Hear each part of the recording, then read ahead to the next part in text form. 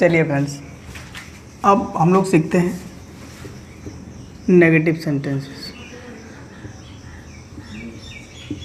Negative sentences हम लोग पढ़ रहे थे प्रेजेंट परफेक्ट कंटीन्यूअस टेंस का बी पार्ट, जिसे हम नेगेटिव कहते हैं। ठीक है, इसमें ज़्यादा कुछ होता नहीं है, नॉट का इस्तेमाल कराते हैं, बाकी अफर्मेटिव ही जैसा चलता है। तो इसकी हिंदी आप लिख लेते हैं नकारात्मक वाक्य। क्लियर है? अब सबसे पहले तो इसका स्ट्रक्चर क्या होता है देख लेते हैं, फिर कुछ सेंटेंसेस को लिखते हैं और उसका इंग्लिश में ट्रांसलेट कराते हैं। स्ट्रक्चर क्या होगा? सब्जेक्ट प्लस हैज़ या have plus not plus been plus verb plus ING form plus object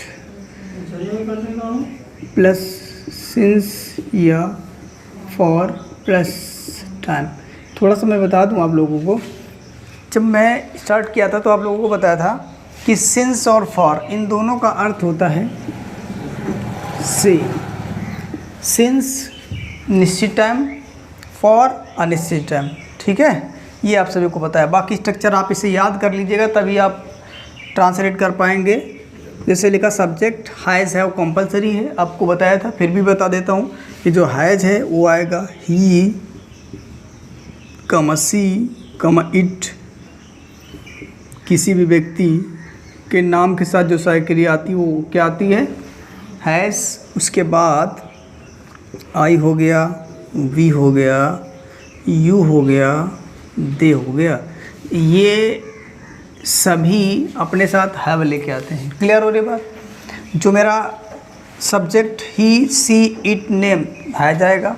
कहने का मतलब आप ये समझिएगा, अगर सब्जेक्ट ही है तो सहायक क्रिया है जाएगा, सब्जेक्ट सी है तो सहायक क्रिया है जाएगा, इट है तो है जाएगा। किसी भी व्यक्ति का नाम है तब भी आप क्या लगाने वाले हैं? हैज। बट आई आएगा तो सहायक क्रिया है वो, और ये वी के साथ है वो, यू के साथ है वो, दे के साथ है वो। अब मुझे उम्मीद है कि आप इतनी बात को समझ पा रहे होंगे। ये समझ पा रहे हैं तो आप इसे नोट डाउन करिएगा, फिर सेंटेंस से लिखते हैं हिंदी में, फिर आप इंग्लिश में ट्रांसलेट करें।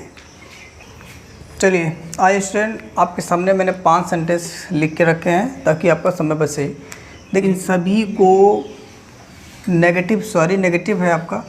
इसमें सबसे पहले आपको आना चाहिए सब्जेक्ट प्लस हैज़ या have plus not plus been आएगा, been plus verb plus ING form plus object plus since या फॉर प्लस टाइम।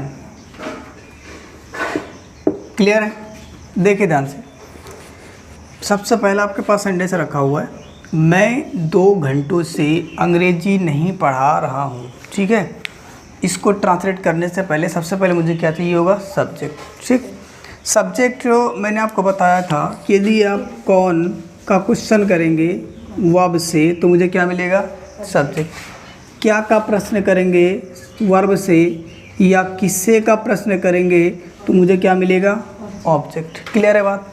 जैसे मैं इस सेंटेंस में पता करूँ सब्जेक्ट को, कौन पढ़ा रहा है अंग्रेजी, तो आंसर मिला मैं, तो मैं आपका क्या होगा? सब्जेक्ट। ये लिखेंगे मैं की मीनिंग आई, और आई के साथ सहायक क्रिया हैव, और उसके बाद नहीं शब्द की अंग्रेजी नॉट लिखेंगे। बीन आपका कंपलसरी है, वो आपको यूज होगा ही होगा, चाहे सब्जेक्ट सिंगुलर हो या प्लूरल हो, कोई दिक्कत वाली बात नहीं है। अब चाहिए मुझे वर्ब। वर्ब है क्या? पढ़ा रहा। पढ़ाना की मीनिंग टीचिंग होता है, टीच। टीच में आप एंजल लगाएंगे तो क्या हो जाएगा? टीचिंग। और क्या पढ़ा रहे हैं? ऑब्जेक्ट अंग्रेजी, इंग्लिश। क्लियर है? अब मेरे पास क्या बचा हुआ है? ऑब्जेक्ट हो गया। टाइम से पहले मुझे सिंस या फॉर में से कोई एक लगाना होगा। अब डिसाइड करेगा टाइम। अब आप टाइम आपका 2 घंटे फिक्स है कि नहीं है? क्लियर है? बिल्कुल ये फिक्स नहीं है, तो आप इसके लिए क्या लगाएंगे? आप फॉर। 2 घंटे मतलब 2 आवर्स। क्लियर है?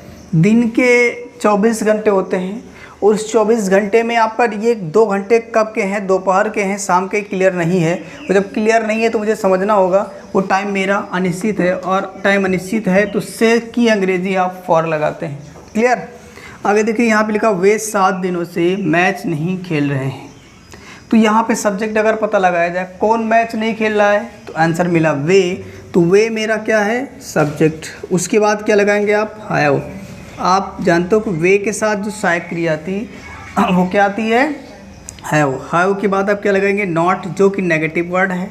उसके बाद क्या चाहिए मुझे? ऑब्जेक्ट बीन चाहिए। क्या चाहिए? बीन। हैव बीन इसकी क्या होती है? पहचान।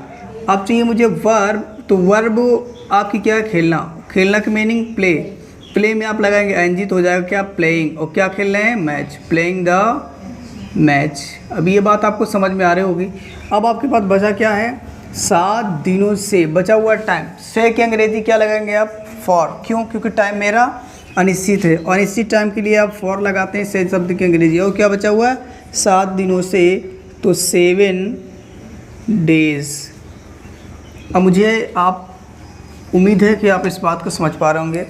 अगला सेंटेंस है लड़के 4 सालों से कपड़े नहीं खरीद रहे हैं। अगर मैं सब्जेक्ट की बात करूं तो सब्जेक्ट क्या है? लड़के। लड़के की meaning the boys have not been. Clear है बात? सब्जेक्ट मेरा बहुवचन है तो आपने सहायक क्रिया भी क्या लगाई? बहुवचन वाली हैव लगा दिया।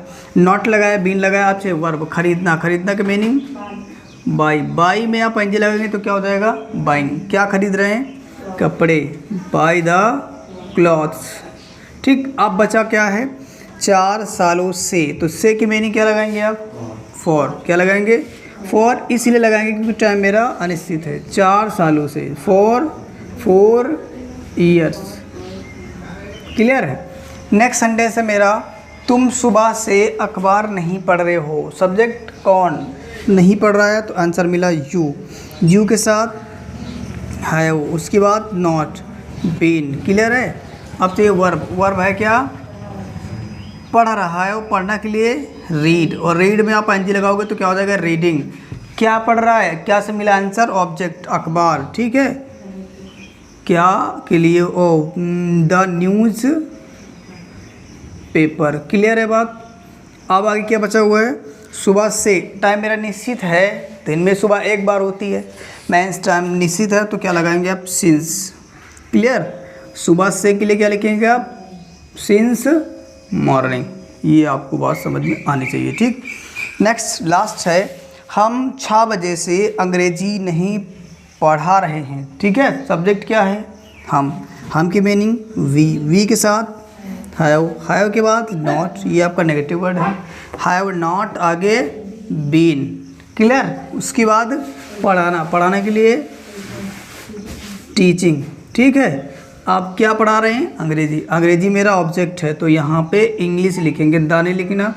द इंग्लिश का मतलब अंग्रेजी लोग होता है। वो बचा हुआ 6 बजे से, तो आप क्या लगाओगे यहाँ? सिंस, क्योंकि टाइम आपका निश्चित है 6 o'clock। क्लियर है? अब मुझे उम्मीद है कि आप बात समझ पाए होंगे। सुन पाए तो नोट कर लीजिएगा।